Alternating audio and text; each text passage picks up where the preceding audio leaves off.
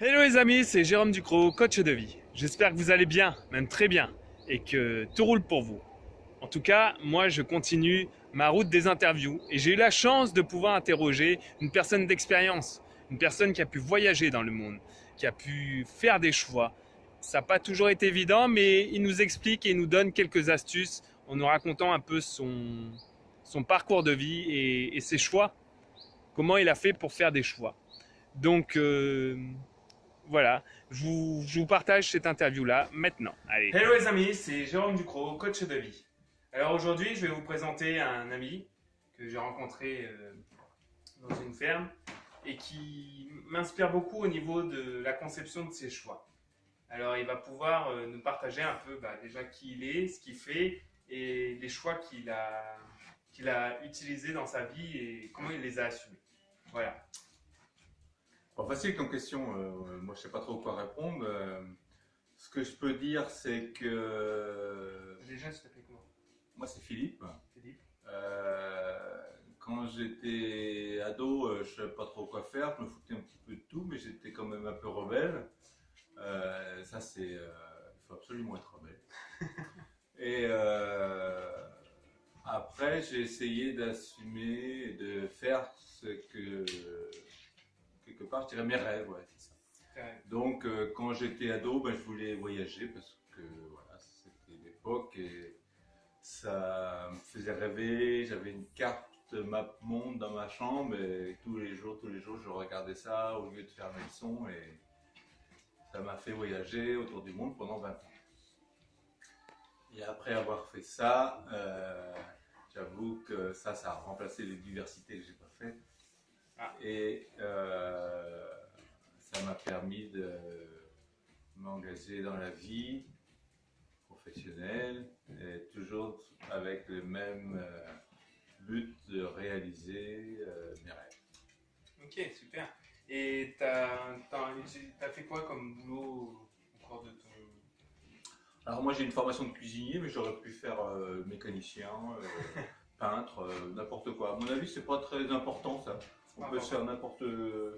Alors on peut avoir une passion, hein, on peut aimer un travail ou un autre, mais du moment qu'on est bien dans sa peau, voilà. Le travail en lui-même, le travail souvent c'est alimentaire, et c'est plutôt bien, il faut le voir comme ça. Par contre, les rêves, ça n'a rien d'alimentaire du tout. D'accord. Donc ça, il faut plutôt. Et ça se peaufine, les rêves. Comment t'as fait pour... faut le temps, ça se pense déjà, ça se rêve. Ça se rêve. Donc, faut déjà s'autoriser à rêver. Donc. S'autoriser à rêver, et puis on y pense, on y réfléchit, puis petit à petit on rentre dans le concret. Et un jour on se dit, ah mais c'est ça que j'ai rêvé. Et voilà, là on fonce jusqu'au bout, tête baissée des fois. Et quand ça marche, quand c'est réalisé, alors même si c'est pas parfait, il y a une grande satisfaction. Ok. Donc il y a un côté de persévérance aussi. Parce qu'il y a des moments où il y a des échecs dans les choix qu'on fait, non? Alors bizarrement, non. Parce que c'est des rêves, encore une fois, c'est des choses qu'on pense, qu'on a pensé fort à l'intérieur de soi-même. Donc c'est jamais un échec. Et même si on va pas jusqu'au bout, même si on arrête en cours de route, parce qu'on a toujours à dire, c'était pas réalisable, c'était qu'un rêve. Donc non, faut pas non plus. Voilà. Donc non, il n'y a jamais d'échec. C'est ça qui est bien, mais la condition d'essayer de les réaliser. D'accord. Et pour les personnes là, qui nous écoutent, aurais-tu un petit conseil, un petit quelque chose en plus qui les aide à accomplir justement ces rêves-là? Alors moi j'ai quand même un truc qui m'aide à réaliser tout ça. Ouais. C'est que quand on sait pas trop où on est, quand on sait pas trop quoi faire, qu'on se demande ce qu'il faudrait faire, eh ben moi je dis utilise tes quatre extrémités.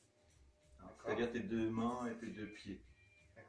Parce que j'ai l'impression que l'énergie, elle nous vient du cosmos et de la Terre, de la nature autrement dit. Et elle arrive non pas comme ça en plein ventre, mais par les extrémités, par tes doigts et par tes pieds. Et donc il faut utiliser ces quatre extrémités-là. Alors souvent c'est fait pour faire, hein. Les doigts et les pieds pour marcher, pour courir, pour faire des choses comme ça.